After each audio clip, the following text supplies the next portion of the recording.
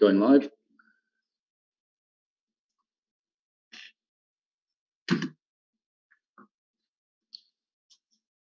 Kia ora koutou, ko Douglas Walker, tōku ingoa. Good morning and welcome to our second Level 1 AgHort webinar. This morning we'll be learning all about the livestock external. And we've got Melanie Simmons with us, who's very well versed in all the areas of Level 1 externals.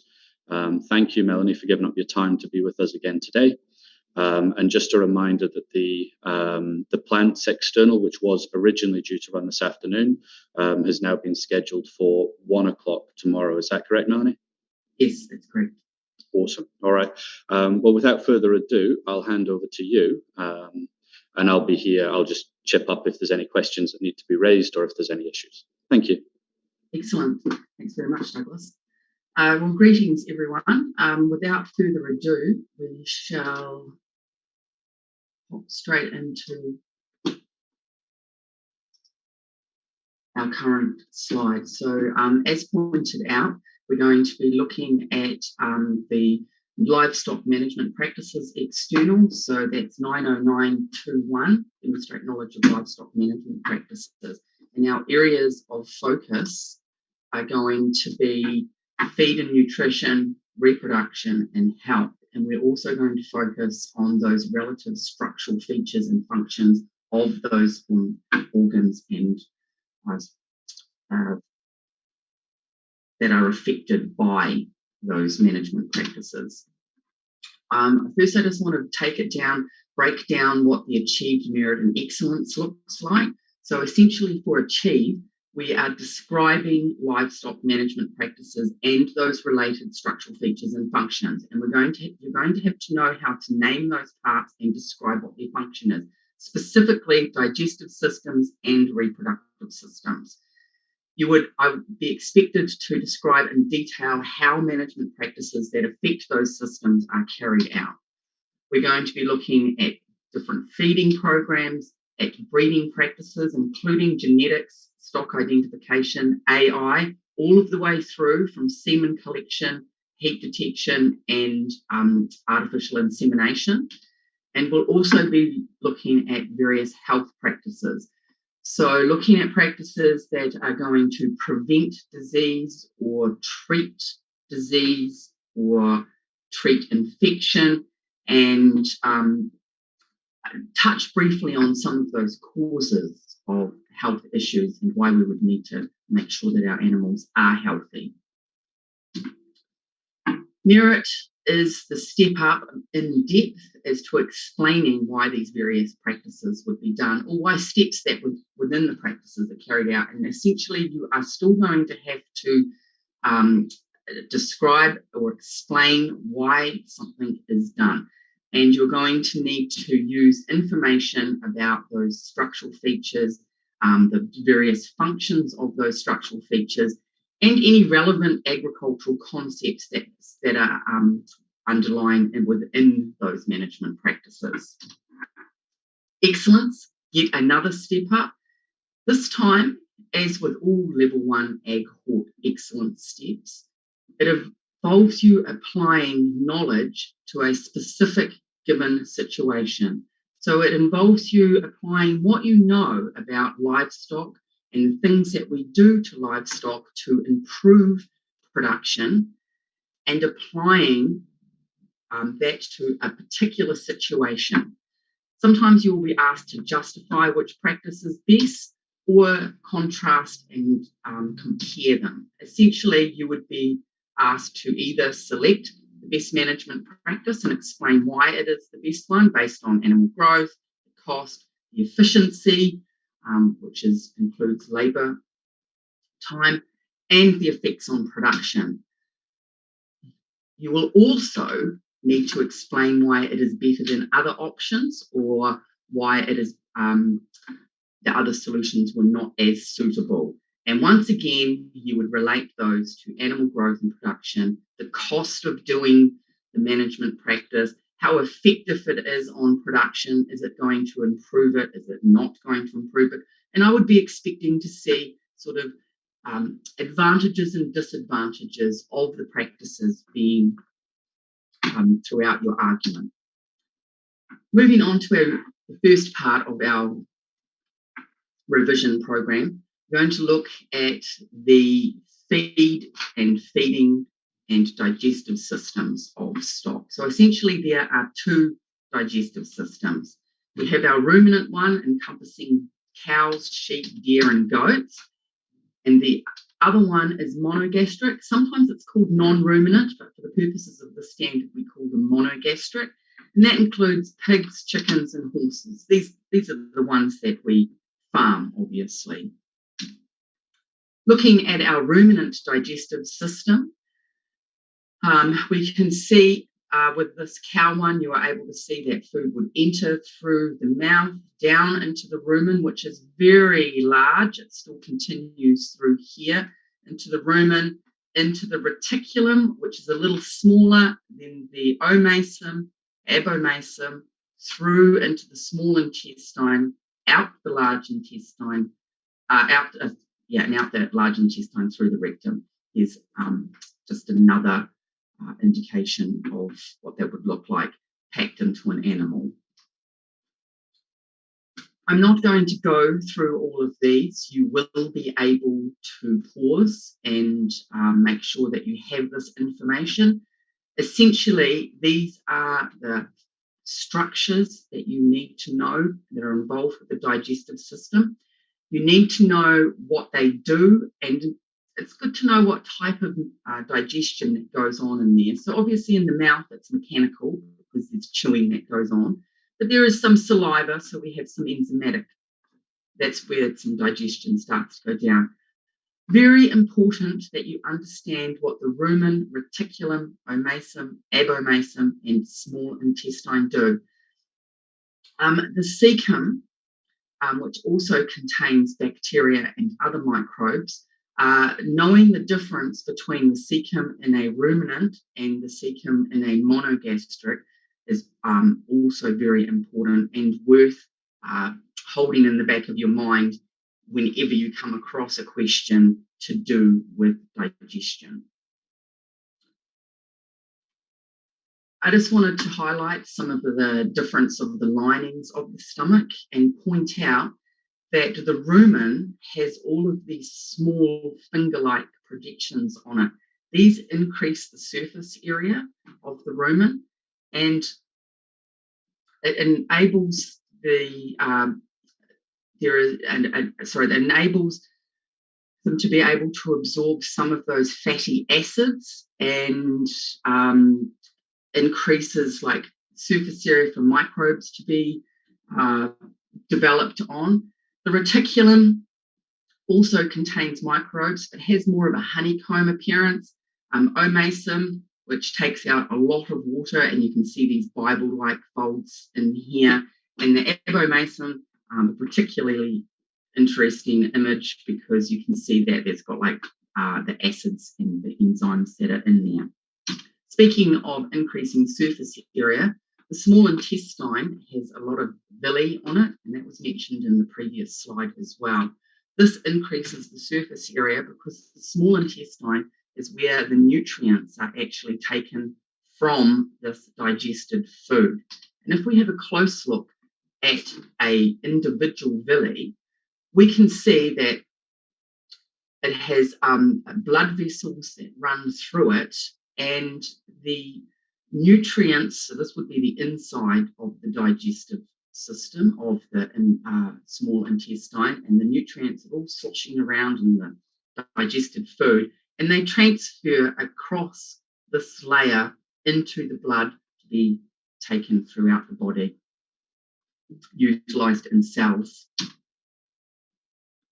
I'd like to touch a bit on rumen development because it's quite an important aspect of managing particularly young animals. So a well-developed rumen will mean that all throughout the animal's life, it is going to be able to digest more food more effectively. So it's going to cost you less to feed them, and your production rates are going to be higher.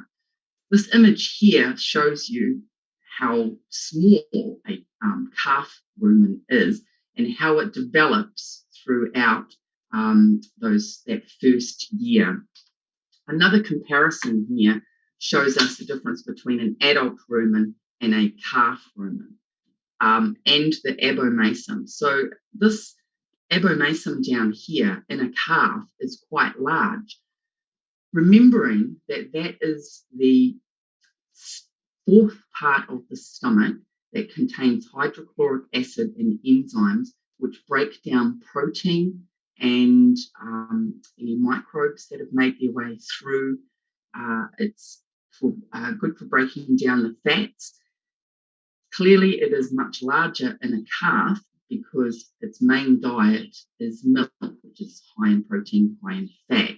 And we can see that there is what we call a esophageal groove up in the rumen. Essentially what that does is like a little flap that while the calf is sucking milk from the udder or from a cafeteria, that flap prevents a lot of the milk from going into the rumen and sends it straight through to the abomasum.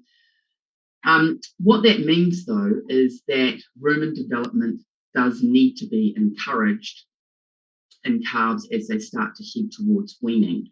So there's two ways that we can do this. We can introduce new feeds or different varieties of feeds when animals are young to help grow that microbe in population that is inside the rumen, microbes that break down cellulose and help to break up plant matter and make it more digestible. It's probably worth noting that in older animals, if you are going to introduce a feed that they have not had before, you would also introduce it in small amounts over several days to help that microbe population increase. Microbes are very specific as to the plant material or the feed types that they break down. So introducing a brand new feed in large amounts means that the microbes are not present there to break that feed down, and therefore a lot of it will just pass through the digestive system and come out in the feces.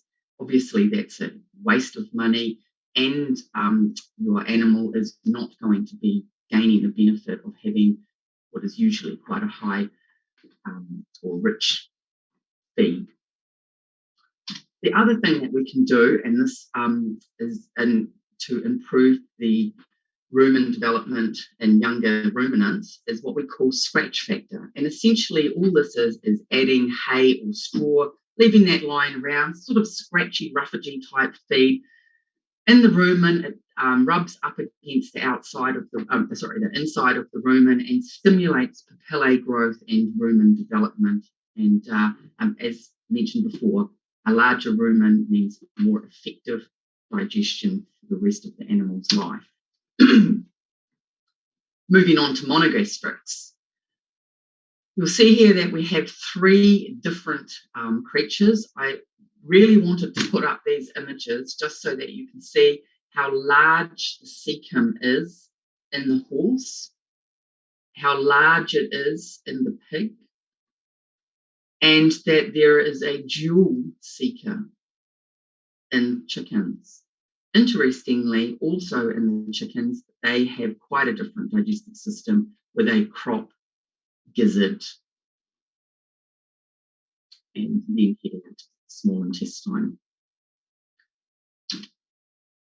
Once again, a table here that will tell you the various parts of that monogastric digestive system, what its function is, and what type of digestion happens in there.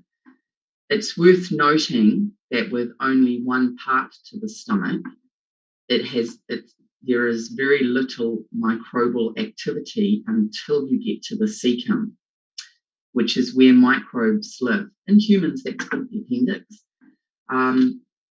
So it's quite far down the digestive system in monogastrics that are herbivores or live on a strictly plant-based diet, which is why it's usually very large in herbivorous monogastrics, because diet contains so much cellulose or plant matter that they need a lot of microbes to help break that down.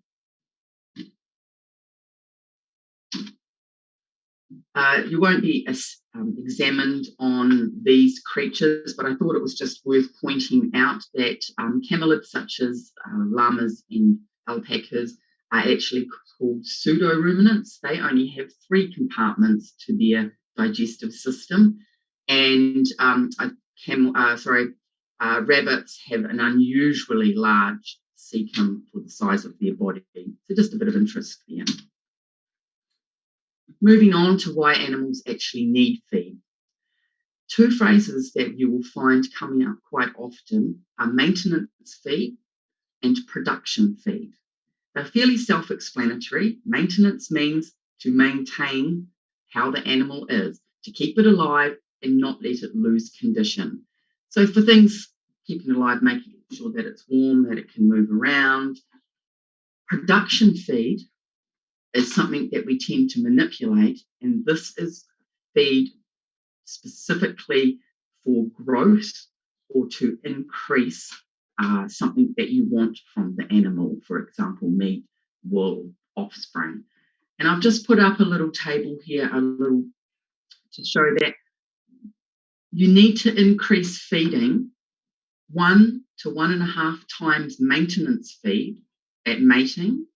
During pregnancy, it's 1.5 times maintenance feed is what your production feed is for pregnancy. You'll notice lactation is 2 to 2.5 times maintenance feed. And obviously the growth for weaners or young animals is also quite high feed requirements. So that's twice the maintenance feed. And if stock have lost condition, then you invariably have to feed them 1.5 times more just to get that condition back up. That's why it's very important that we don't let our stock lose condition through poor feed management or ill health. Animals need the components of food for various parts of their growth and development. So carbohydrates are energy, protein is growth of muscle, bone. It's also used in repair, and we need protein to, all animals need protein for the production of amino acids.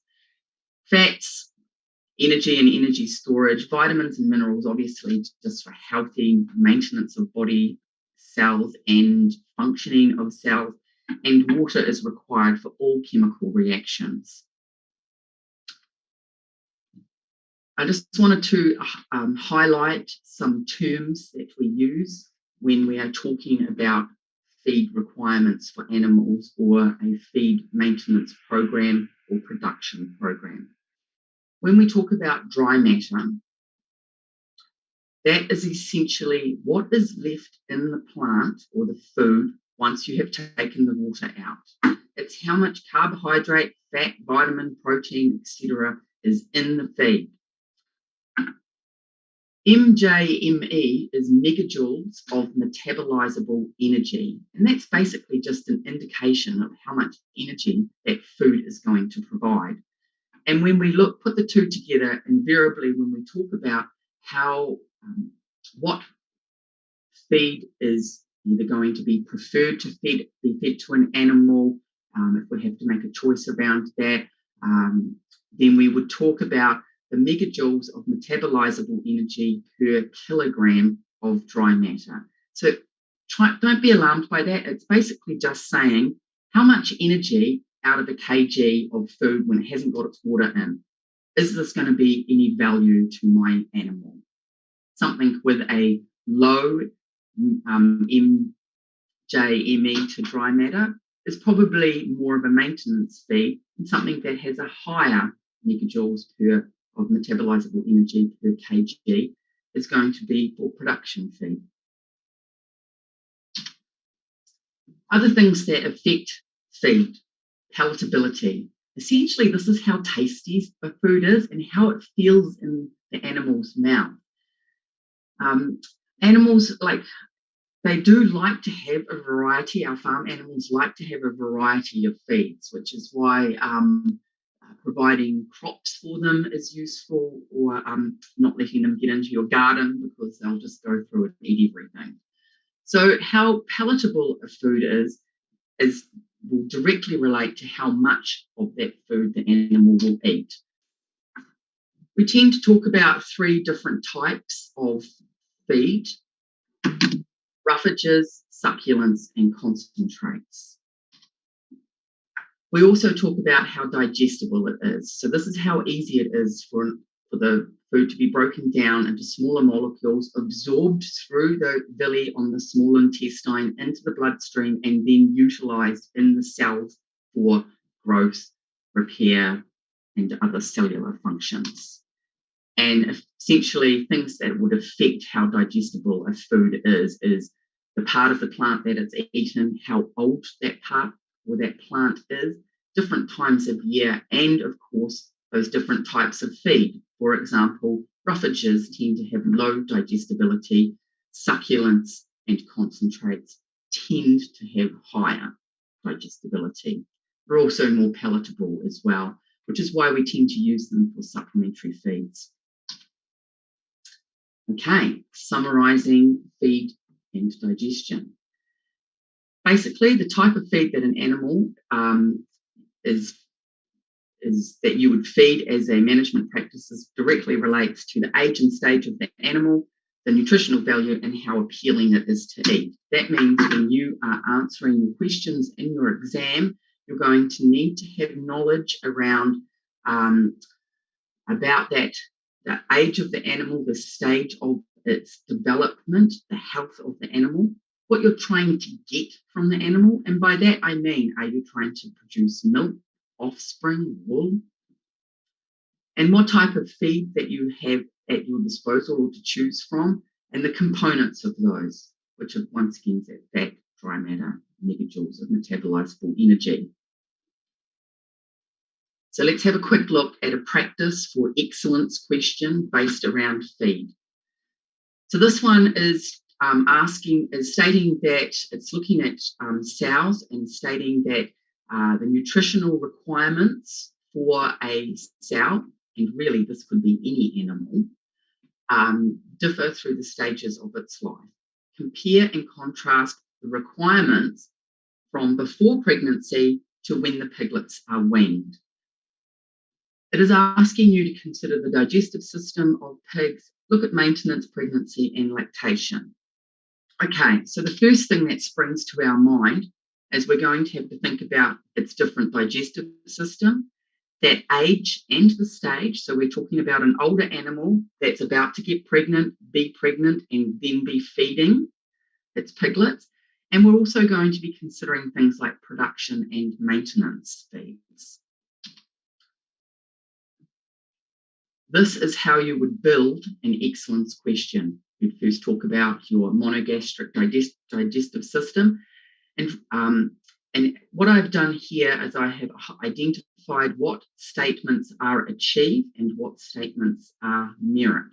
So talking about the digestive system of a pig and stating that it's monogastric is achieved, but they've been able to explain that this means it has trouble digesting cellulose as a merit point, and then further going on to say that their feed needs to be either higher in protein or more highly processed to increase digestibility. That too is another merit point. I have highlighted these as we go through with the achieve merit. I'm not going to read them all out. You'll be able to pause on those. I just wanted to show you how you would bullet point all of those requirements of the question and creating statements of achieve and merit and linking those achieve, merit answers together is what gives you a robust justification or contrast of that pig's or any animal's feed. Moving on to reproduction. Obviously, this is important, particularly in our agricultural sense, because you're basically looking at either replacement stock or just something that are going to be sold for the works, or dairy cows and even any dairy animal needs to be pregnant and have given birth in order for milk production to begin. Essentially, how a farmer or grower manipulates reproduction is how they make money. So sometimes you would do it to increase production, which is flushing to increase lambing percentage. Other times it's you're selecting for genetic gains, like a faster growth rate, more wool, higher milk solid content, more points on your velvet stags. And I just wanted to have this image here so that you can remember that it's actually a sperm cell and an ova or egg. The point of the sperm entering the egg or ova is what fertilization is. Also worth pointing out that flushing only occurs in sheep, and essentially it's feeding those sheep the ewes up to about 3 weeks before mating so that they increase their weight. A higher weight gain on ewes coming into mating will increase their ovulation rates, meaning that they will release an egg from each ovary, which increases the chances of multiples or twins. And that essentially means more lambs born, more lambs for sale. Looking at their reproductive tracts. This is the bull reproductive tract. Essentially, it's the same for stags, rams, goats. Once again, a table here that tells you what each part is and what the function of each part is. I'm not going to go into great detail there. Probably the one that's worth pointing out are these seminal vesicles, because they add fluid and nutrients as the sperm passes through. They're actually in through here as well, the ampulla. They encourage sperm to swim and provide it with a fluid medium, nutrient rich, to get through the cervix and into the womb. This is the cow's reproductive tract. Oviduct, also called fallopian tube. This is your side profile, obviously, and this is what it looks like if any of you have had the opportunity to do a dissection on it. This is what you would have had out in front of you on the table. Once again, the part of the reproductive system and the function of that.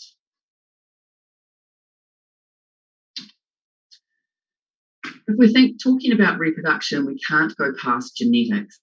Essentially, we breed for certain traits, and so you select certain animals because you know that they're going to pass on those traits to their offspring. And usually we tend to buy dominant or homozygous males to mate with the females, because those males that have those traits are actually going to pass them on to a lot more offspring, because they are able to service or mate more females in the time of that breeding season, whereas most females can only have 1 to 2 offspring each year or season. Just wanted to put this up to highlight that we talk about alleles and phenotype and genotypes, etc. This will be very familiar to you if you've done level 1 science. What we're essentially looking for is the traits that growers want. They're going to use those stock. So that homozygous, either recessive or dominant, they're purebreds, and they're the ones that you want to breed with, because you know for sure those dominant ones are definitely going to pass on their traits, or the recessive ones do not have any dominant traits to pass on. If this is a little bit confusing for you, you may need to go and have a look at some of your notes, or looking at your science notes as well. Heterozygous means that animals have a dominant and a recessive allele.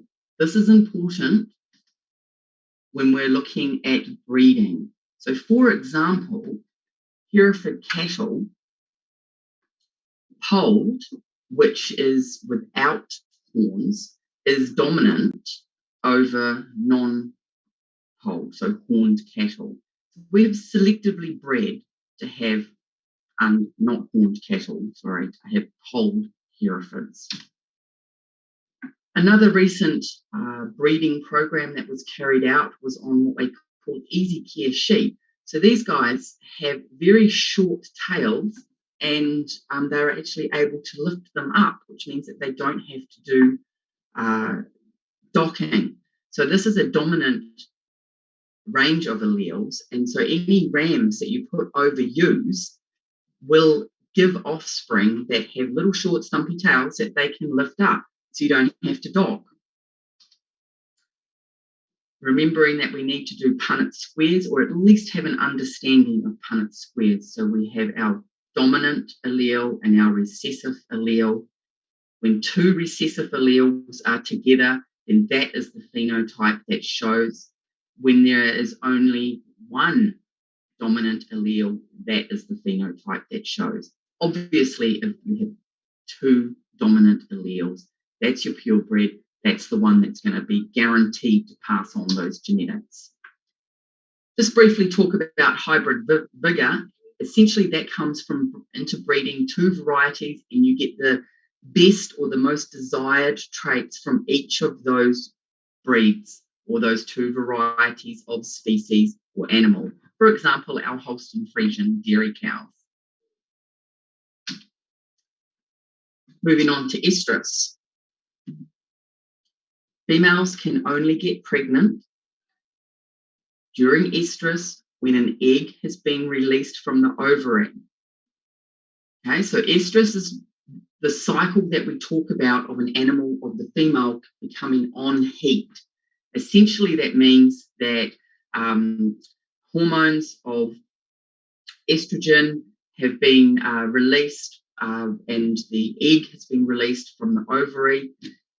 It enters the oviduct. Fertilization occurs quite high up in the oviduct, and the egg moves down into the uterus to implant on the wall. Generally, if during the estrus season, a female that doesn't become pregnant will then cycle again a few days later. This is why it's important to have an understanding of heat detection, because when say for example, a cow or deer, doe, is on heat, leading up to estrus or the egg being released, they tend to become quite restless, they bellow around a lot, and they will ride other cows. When the egg has been released and is ready to be fertilized, that flush of estrogen means that the cow or deer will stand to be ridden. So other cows will ride her, which is why a lot of our heat detection methods are based around something being put onto the top of the tail between the hip pins, and being able to see whether that changes colour or the capsules within it burst, because that would indicate that another animal has been riding that cow and she has been standing there allowing it to happen, which means that the egg has been released from the ovary and is able to be fertilised. Here's just a few examples of heat detection. It's not uncommon to have a question in the exam asking you to compare those heat detection methods. So this is your tail paint one, and quite clear paint put onto the base of the tail. These are your Kmart pads. So once they're also placed in the same place, you can see between the hip bones when the animal has been ridden, they burst and change colour. Another way of looking at heat detection is via electronic ways. So either a pedometer around the ankle, cows that are on heat or animals that are on heat are very restless. They move around a lot. So you're counting the steps essentially. And the same thing with that collar around the cow there that you can see. So you're looking for that sort of restless behaviour, that calling out to other, essentially looking for a mate. Speaking of mates, semen collection. This is another management practice that is is for artificial insemination. Just to point out that heat detection can be assessed on other animals that we farm, but artificial insemination at level 1 we only talk about it in cattle, specifically dairy cows. So you don't need to worry about trying to find other ways, how do they artificially inseminate pigs or how do they artificially inseminate sheep. For level 1, we're only looking at cattle. Semen collection basically means that the farmer or the grower can choose the desired traits.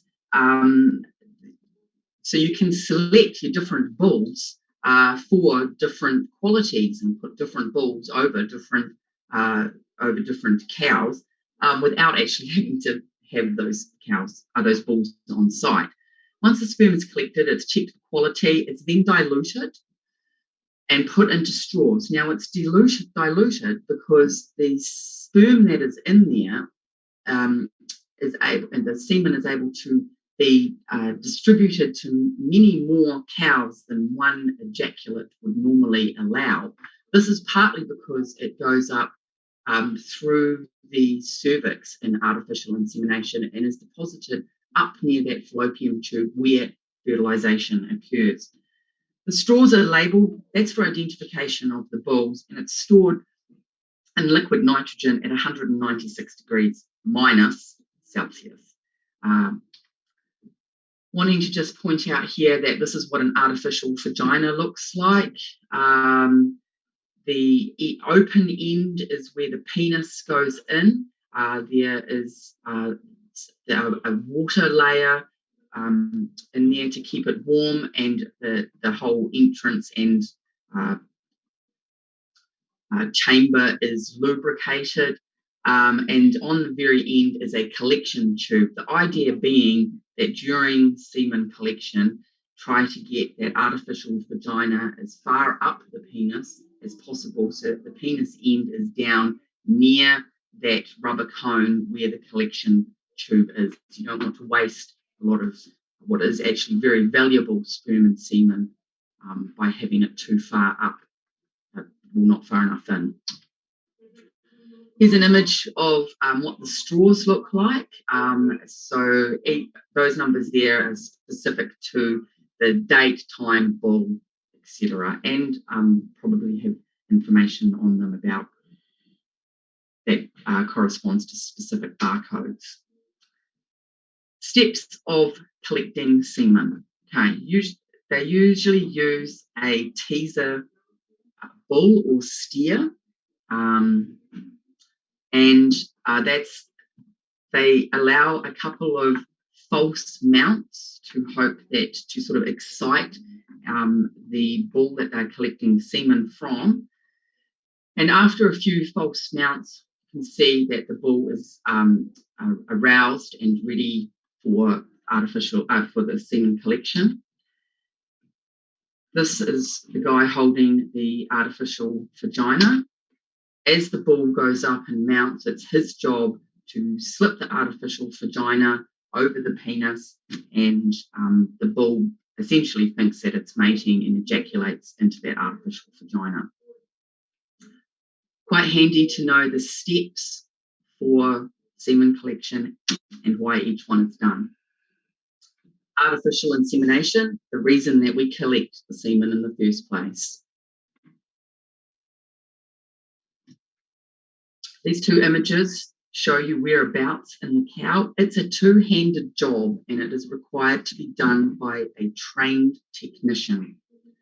One arm is inserted in the rectum to hold on to the cervix so that the pistolette can be guided through. The cervix is very convoluted. It has many folds, and if you don't gently guide that pistolette through, you're going to damage the cervix or poke through the vagina or the uterus wall and end up depositing the semen outside of the reproductive tract, which means there'll be no egg fertilization, and also that just creates an injury inside, which could lead to infection. Advantages and disadvantages of AI. You can pause to look on these. Probably worth knowing these is a compare and contrast. Excellent question. Let's have a look at a practice for excellence. Once again, in order to increase the quality and quantity of a sheep milking flock, but essentially that could be any animal.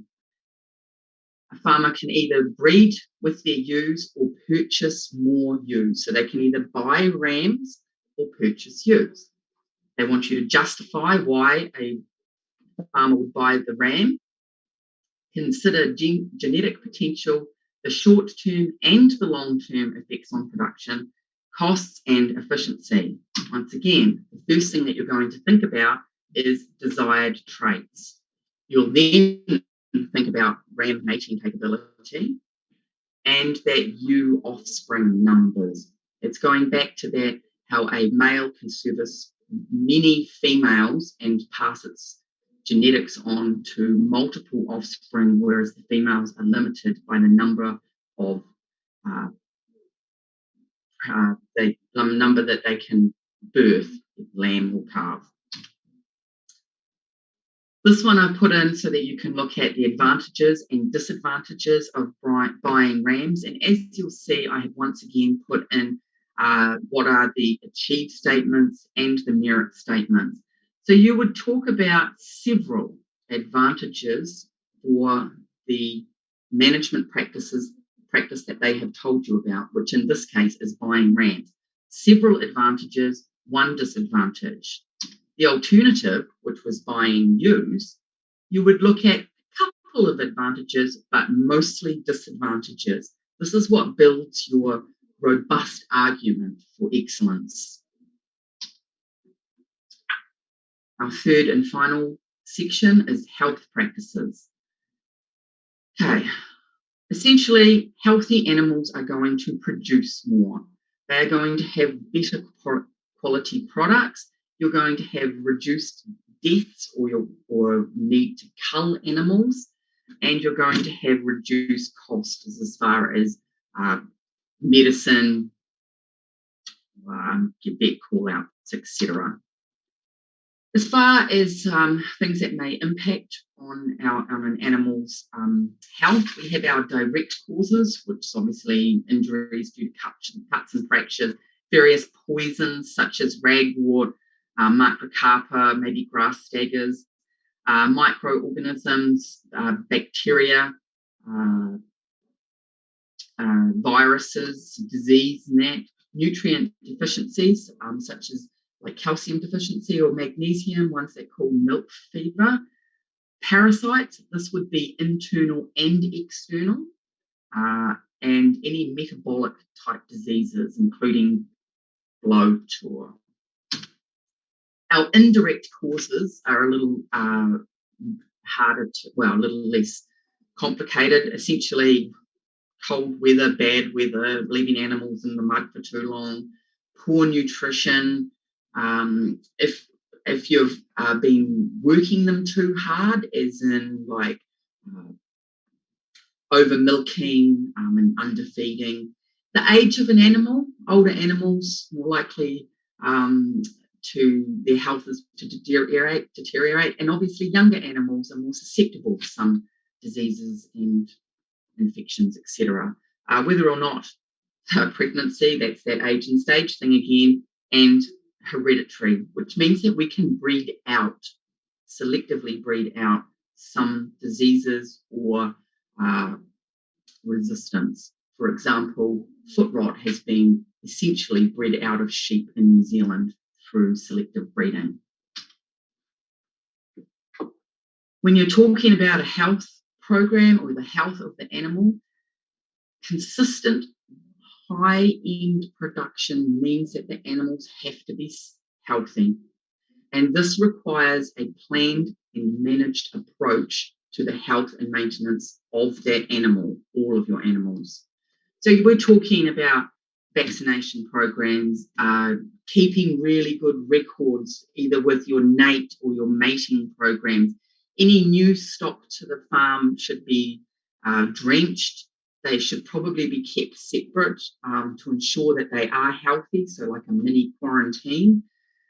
Any animals that are sick, you would tend to quarantine them as well. Think about how cows with mastitis, for example, are milked at the end of the herd of the milking cycle, or their cups are disconnected from the vat so that the treatment that you have done for mastitis, which is penicillin, doesn't end up in the vat. That would affect your the milk's ability to make cheese, etc. And also, a cow that has mastitis has a high somatic cell count, so it's got a lot of really white blood cells because it's fighting infection, which means that that's going to show up in the vat as well, and you get demerit points. So this quarantining sick animals is also quite a good management process that you would do. Feed management, healthy animals have good feed. If you start to decline an animal's feed and it starts to lose condition, it will start to be more susceptible to disease. Essentially, these are the management practices that I think you should know about. Drenching is specifically about preventing parasites. So they could be internal or internal gut parasites that take nutrients from digested food before it gets into the bloodstream of the animal, or they could be organ parasites such as liver fluke or lungworm, and these damage organs and mean that the animal is compromised in its ability to be able to grow or reproduce or produce a good product. It's also worth looking at like crutching, shearing, mastitis prevention, ear tags, knowing what NAT is. You must know how each one of these is done. The merit part is explaining why that is done, and why is linking to improved production. So let's have an example here. For example, our oral drenching. You can see on this table that on the left-hand side, we've got an action or a step that you would do when it comes to drenching. And then on the right-hand side, why you do it that way. That's your merit point. That's your linking the how with the why. Achieve merit. So we weigh our stock and we drench to the heaviest of animals. Why? Because that prevents any stock from being under-drenched. We also alternate the drenching types. Why? Prevents build-up of resistant parasites, particularly in the gut. So you tend to alternate the types of drench, the baseline type of the drench, so that you can kill any of those parasites that weren't killed the first time round. And even something as simple as having sure that having all of the stock in the race, it's easier for you to handle, it's safer, and you can also tell which ones you've done because they're in a narrow area and you just work backwards if it's with sheep and forwards if it's with cattle. I just wanted to touch briefly on NAT tags. These are a legal requirement for all cattle and deer in New Zealand and have been since 2012. Essentially, a NAT tag is an electronic tag. And up here we can see where it should be placed and how it works. One thing that I'd like to point out, because it is a common error in students and exams, is that electronic ear tag is basically a number that then corresponds to the records that you have kept on, or the farmer has kept on their server. So it's really only as good as the information that you put in. And I liken it to your name on your school's server, whether at Kmart or PC Schools or anything. Your name doesn't actually tell me anything about you until I put it into the computer, and then I can see what year you're in, whether you've got siblings, where you live, what your parents' phone number is, etc., etc. All of that information is stored on the server. It doesn't just come with your name. So I liken that to having the ear tag in. Once you link that ear tag to your server, that's where the information about vaccination types and times and drenching and weight regulation and weighing all comes in. NATE was originally brought in and still is very useful for tracing the movement of animals between properties in case there's a disease outbreak. And over here we can see the deer with their identification number, and then in their right ear you can see that little orange disc, which is the NATE electronic ear tag. You'll notice that it's placed quite far down so they can't pull it out if they're scratching around in trees, etc. So just having a look at a couple more of those management practices. There's general ear tagging and record keeping that you would do. We're looking at docking and tailing and knowing the requirements around the tailing. And as you can see, they're up here in that cradle. Invariably, what growers will do is they will drench the lambs, they'll vaccinate the lambs, they'll tail the lambs, they'll put a ring around the testes of the male lambs that they don't want to keep their testes, and they will earmark them all on docking day. It's a big day for the lambs, but it means that you've reduced the number of labour hours that you've had to put in. Vaccinating, done in the neck, where the valuable meat is not needed. And it's very important that you are able to distinguish between the difference between how drenching is done and why, and how vaccinating is done and why. That's that parasite versus disease prevention. Shearing and crutching. And this here is an alternative to oral drenching. This is pour on drenching in stock. It's in how you actually drench cattle, the stripe down the back.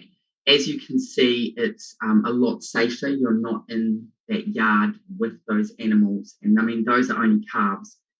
Once they get full grown, you could be in some serious trouble.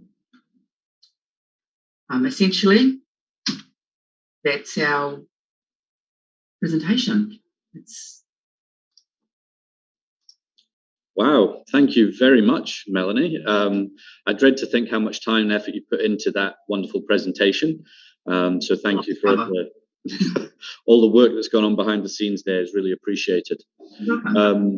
In terms of just a question to finish with 5 days left until the exam, what would you recommend for the most effective revision or preparation techniques for students?